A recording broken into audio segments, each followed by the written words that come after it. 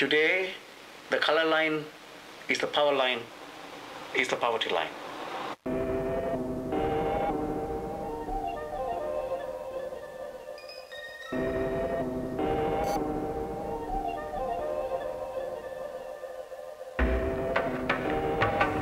The West is where all the riches are. The West is what they call the developed place on the planet. They are ahead in everything. And when you look historically, they came down to Africa and took lots of wealth back. Racism and imperialism work in tandem, and poverty is a handmaid.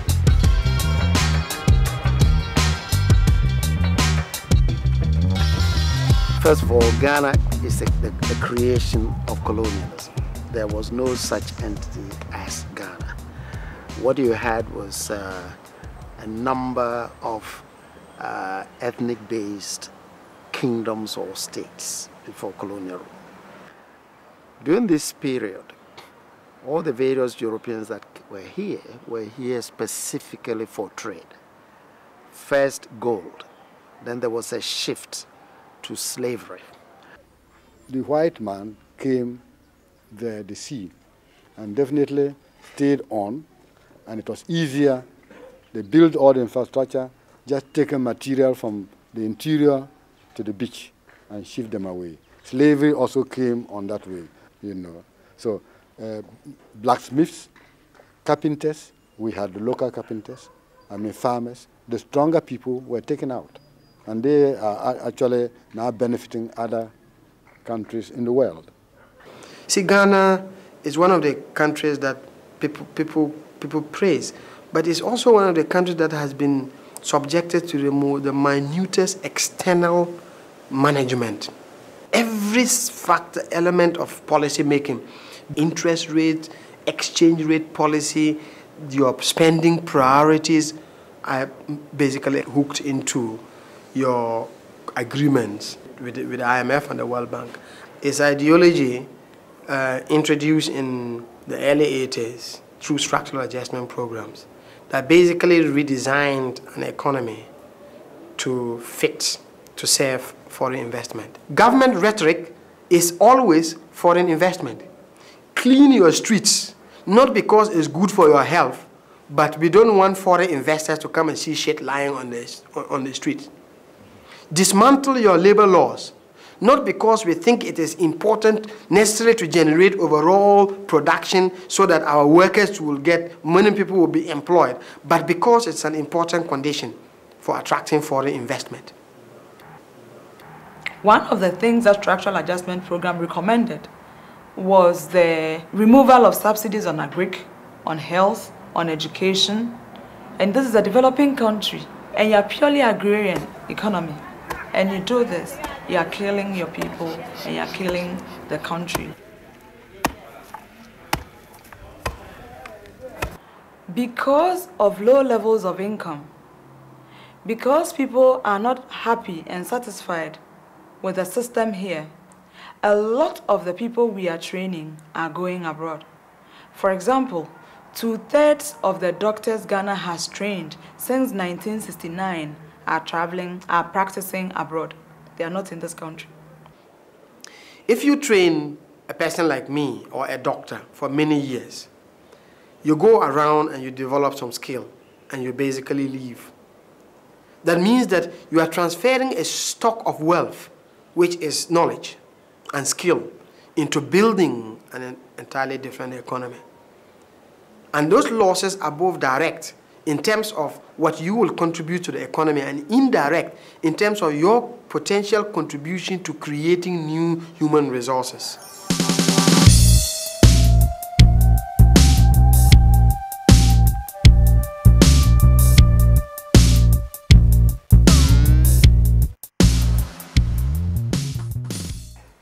Today in Ghana, education is just low. Schools do not have the materials, facilities, logistics they need to teach. You look at the school itself. Oftentimes, the schools are so poorly built that they're dangerous.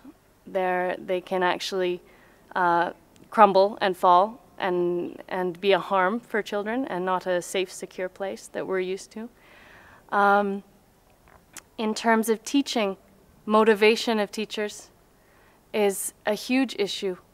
It's difficult to be motivated when you don't get paid regularly. It's difficult to be motivated when you don't have materials to work with. No textbooks, or only textbooks for 10 out of 30 children. The children don't come to school with books and pens, so it's difficult to teach them reading and writing. We do not have electricity yet. Neither do we have running water. Our main source of water is one borehole in the school. The major problems for the students are the distance from their home to the school. Some of them come in late because of the distance and they have no means to come to the school. The students stay with their families outside the school. And the parents sometimes engage them in work when they go back home. And then even early in the morning before they come to school, they do certain household chores, especially the girls.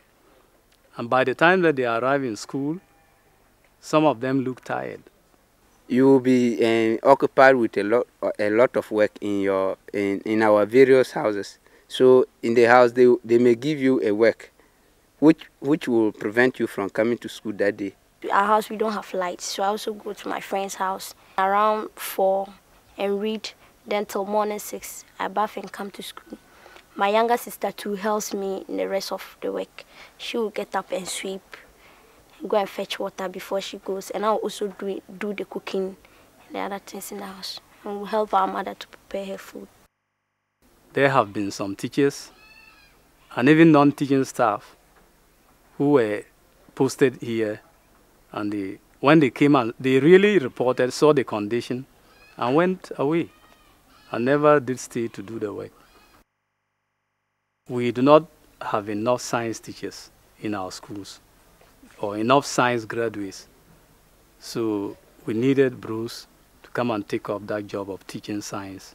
Science is perceived as a white person subject, and being white means that when I'm presenting it, and it's a difficult subject for them, they can have the excuse that they say, well, Master Bruce is white, so of course he can understand it, but of course we can't because we're not.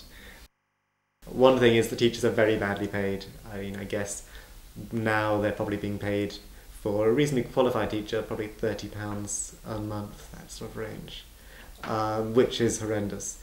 But in fact, most in the community I was in, there were still some of the best paid people in the community. Most people are subsistence farmers, maybe selling a goat or something like that if they needed some money. Most of the parents never went to school or went hardly at all and have no idea about that daily attendance is important, that coming to school on time is important, that giving the child time to do their homework is important. All the things which are absolutely essential for a child to have a good education. He was good because his classes was very effective, and we were very interested in his classes. And he's a very hard working man. Since he came, we've gained a lot. For instance, he was forcing, he knows I can do that, but I was joking. I took it as a joke. But he forced me always. He would be on me, Veronica, do it. And he has made me happy. And what I remember, what he told me is think. He told me think. Whatever, even in the class, you say think. If you think, you will get it. We know he loves us, and if we will not... Made me realise I loved teaching. I mean, I went to Ghana knowing I wanted to be somewhere interesting and different and doing something I felt was useful. I hoped I'd like teaching, and I discovered I loved it. So personally, that was a huge thing for me.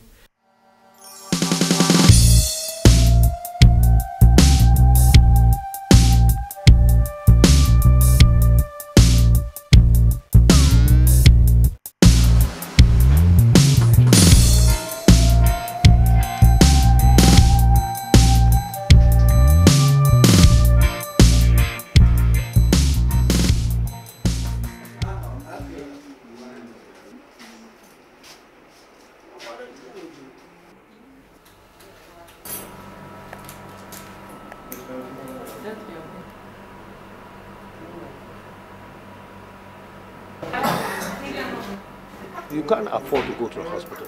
So people die in their houses instead of going to the hospital. The fee is too high. And therefore people decide to die in their houses. You go to the hospital, they will tell you, go and buy this. Now, this poor man will run to his village, go and catch a cow or a goat to come and sell. And before he will sell this thing and get the money, and then go and buy the medicines, before he gets to the hospital, they tell him the fellow is dead. They refer to the hospitals as the death centers because that's what happens. They stay at home, resort to all sorts of cures, doesn't work. The last place to go is the hospital, and the child or the person dies there. I spoke to a rural woman who has had 10 children. And I asked her, why do you have 10 children? What she said to me was that because she knew 5 will die. What this tells you is that if she was assured of maternal and child care, she wouldn't have 10 children. 50% of deaths in Ghana are children, who form 20% of the population. Malaria accounts for the highest causes of deaths in this country. Malaria is preventable. Preventable illnesses, preventable diseases are killing Ghanaians today.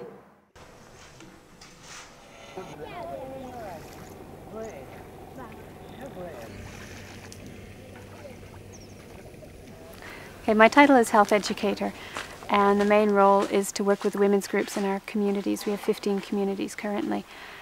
When I first came, I went out to the villages to ask them what they wanted for health education, and family planning was one, child care, just child health issues like malaria and diarrhea that are so common here were other things that they saw as a big concern here. Nutrition was a big one.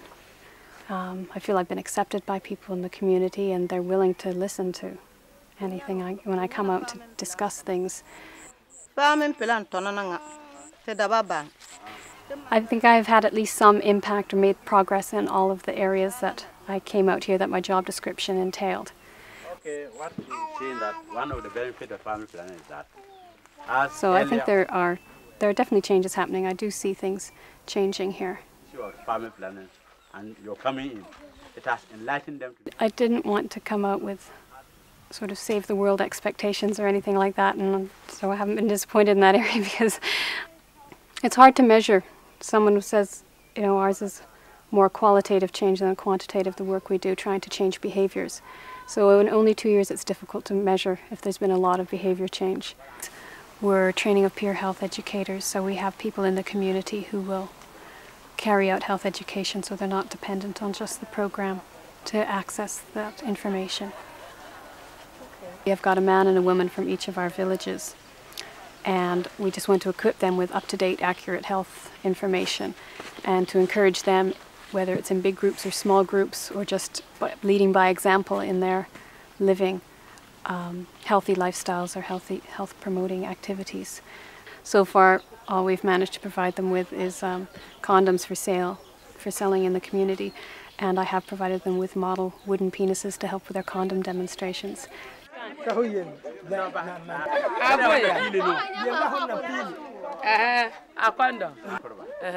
first of all. Yeah, I think he can see. Madam, you pinch the air from the top. No air in the top. That way. So pick it. Pick it. All the way down. All the way down. Oh, brilliant!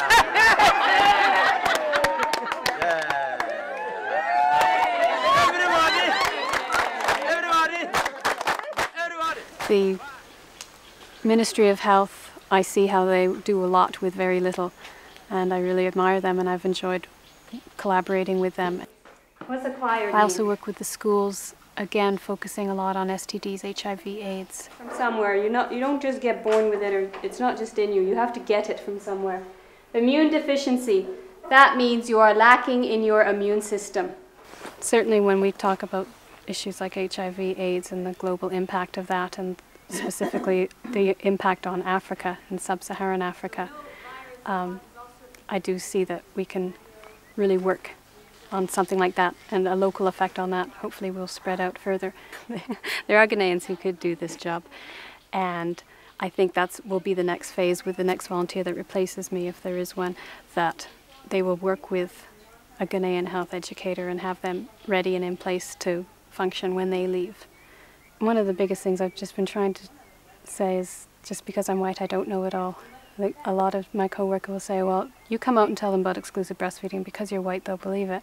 And I don't want it, I try to say, I don't want it to be that way. I want them to know that, you know, I don't have exclusive information because I'm white. This is information for everyone. And maybe I've been privileged enough to have better access to that information. But that's the difference I want to make, is that the information is available to everyone, and that then they can make their decisions, their own choices based on that information.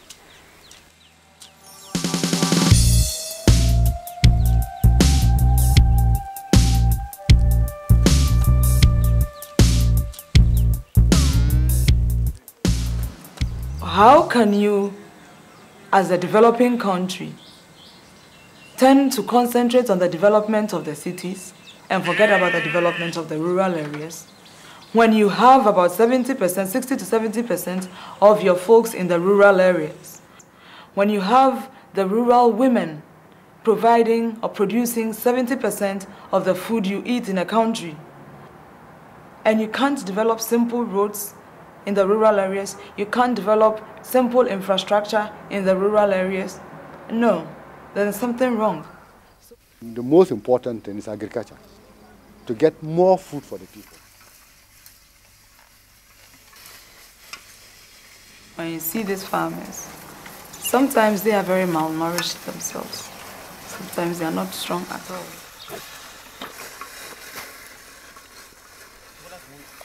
The whole thing is a cycle. One flows into the other. The poverty has gone on so long that it has left them in a state of not knowing that they can even initiate some change themselves.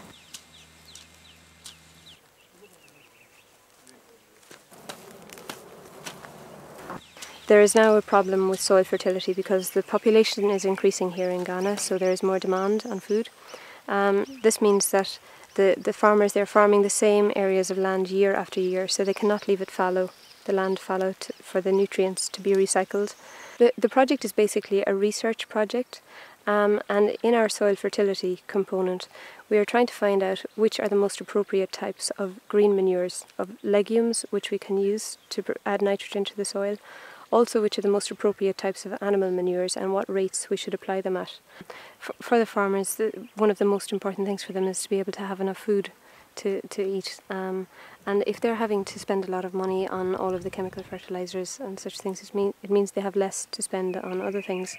And this means that in some of the smaller areas, it may still remain impossible for many of the children to continue to go to school, or it may mean that only certain children in the family are able to go to school. Likewise with things like medical bills. The more cash which is being used up, the less can be released to do these things. So I think that if somehow the production is increased so that the farmers may have some surplus which they can sell to gain some revenue, it means that then they have something which they can spend on these very important aspects of health and education. The research staff who are here, they know their work very well, they're very competent at doing their work, but if more staff were seconded purely to this project, it would mean that the routine duties could be neglected. So I think that is one of the reasons why it was appropriate for a VSO to come to do this job. A lot of work has now been done. VSO's corporate strategic plan has outlined very clearly areas in which the organization wants to make a difference, basically improving health, education, rural livelihoods, a wide variety of development needs. I think that once you begin to put into context all the things that VSO Ghana does, that is the placements that VSO Ghana takes on, once you put it into the larger context of the development needs in Ghana, then you can see or be able to draw better links of how what a volunteer does, if they do achieve their objectives, it will actually feed into the wider development in the country.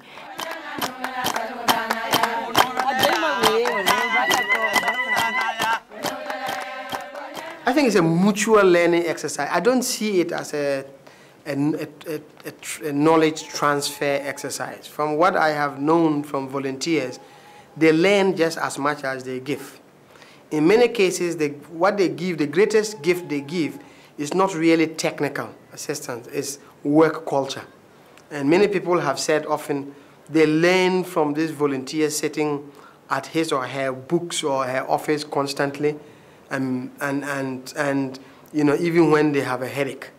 So a work culture of coming very early in the morning and leaving very later in the evening is what people learn. And the second thing that people learn is the writing culture.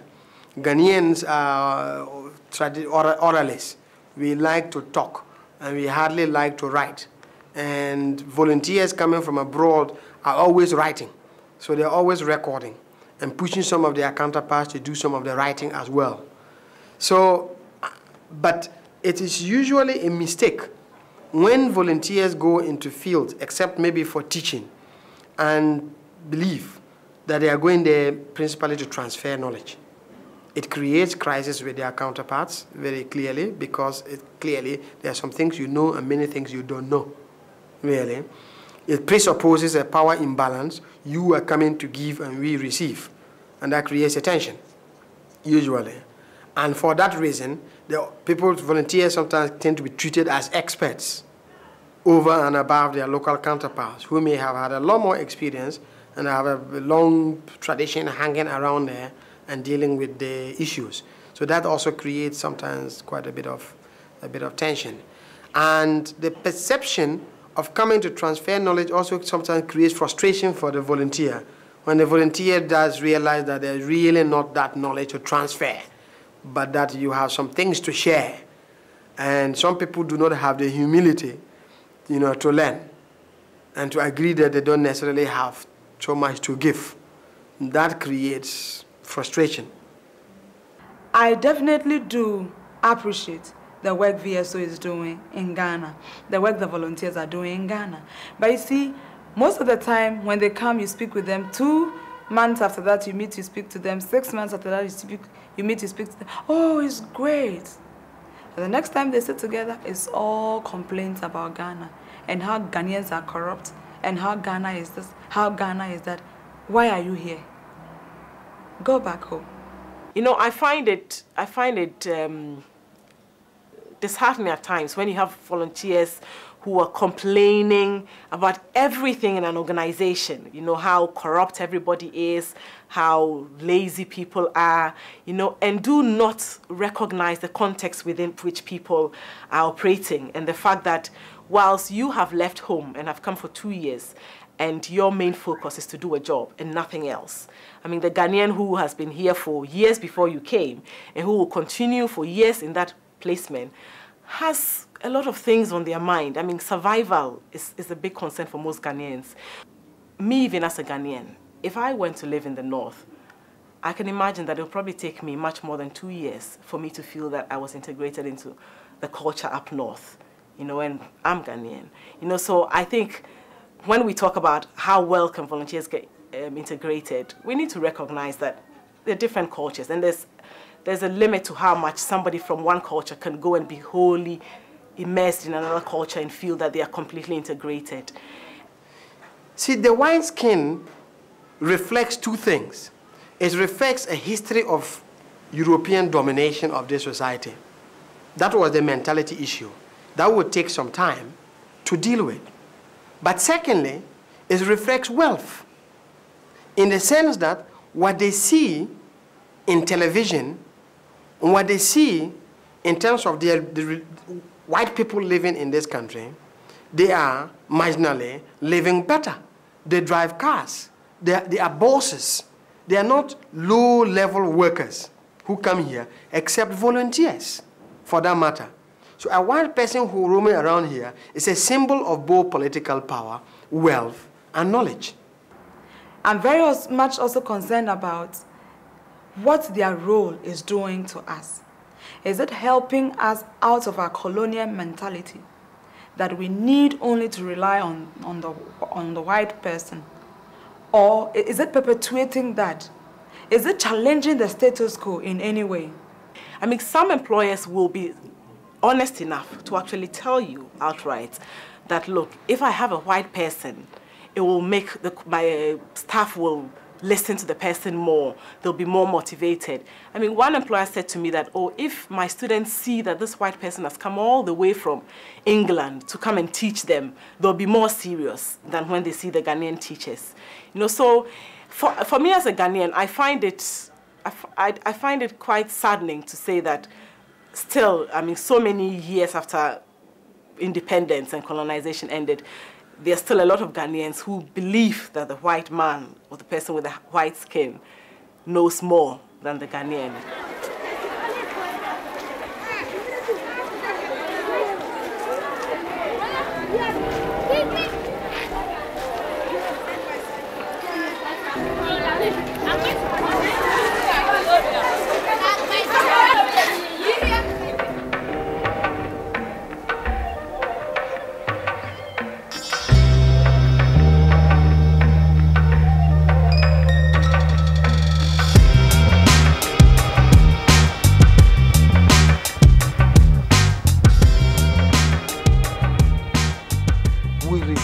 Ourselves as brothers and sisters. And if you go to a house and you see that perhaps the house is not well painted, and you have the power to help the fellow to paint his house, I think it's a very good idea. But the house owner too should be able to stand and help you to help him. First of all, we are looking for the new Ghanaian, a Ghanaian with a different mentality, a change of mentality, and so on. A Ghanaian who will look inside for what you want, but not looking outside for it. Wherever you have people, say European visitors going to the village, people are saying, come and help us, come and do this for us, come and do this for us. So it looks as if it's killing local initiative, that people are not seeing development as their primary responsibility, with others assisting, but they are shifting the burden of development to others. You come and provide us a school. You come and provide us drinking water. You come and provide this. And I think that also is a dangerous trend where people sit back. And as I told you, it's a carryover from colonial days, you know, where a government official visits a village and the chief comes with a litany of requests. We want this, our road is bad, we want the road, we want water, we want primary school, we want a whole list. And the people themselves making very little effort to do something. So you have almost another neo-colonial process repeated precisely because your most basic social services capabilities have collapsed. And that is very dependent on people to provide, so they run it. One point that I always put across, and I think is an advantage, is the fact that people, that is volunteers who come and will work with the local people, will go away with an understanding and appreciation of the development needs of this country that you will not get by just coming in and putting up a school in a place and going away. When we think about the larger policies which are affecting agriculture here and which are affecting agriculture throughout the world, then I think what working here as a VSO has done, it means that your mind is more open to a lot of the information which you're taking from these places. And so when I see the work that other people are doing and that I'm involved in that, it does make me feel a part of the international development, just a very small part of it, but in the big picture. I'm glad to be involved in what people are doing and trying to achieve.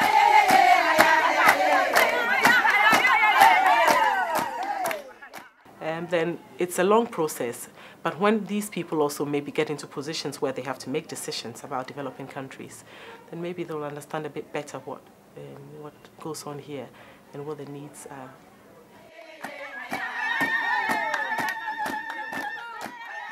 Now we are getting closer to our brothers and sisters. As now they say, the world is a global village. So we are one. We are one.